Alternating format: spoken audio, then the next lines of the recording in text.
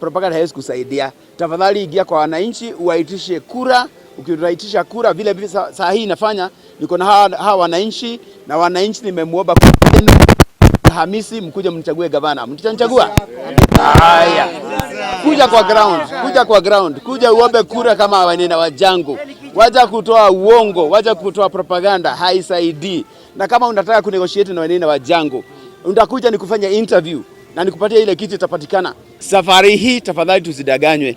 Kiambu tumesubuka sana, tumetatisika kwa sababu kila saa tunaenda tunachagua wanasiasa ambao kazi yao ni kuongea kwa mdomo, na wamekaa kwa ile siasa miaka 10, miaka 20, hakuna kazi hata yote wanaweza kukuonyesha ile wamefanya. Safari hii wananchi wa Kiambu, tafadhali muangalie mtu, muangalie track record ile kazi amefanya. Usiende ukachagua mtu na hana kazi amefanya.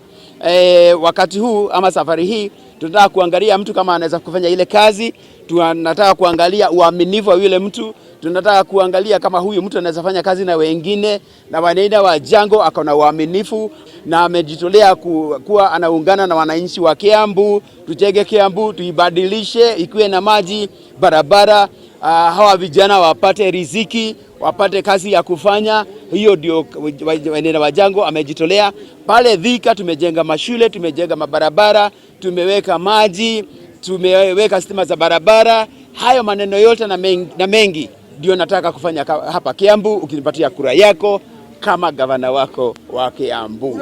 Tafadhali wananchi wa Kiambu, munipatie kura yenu ya Kiambu.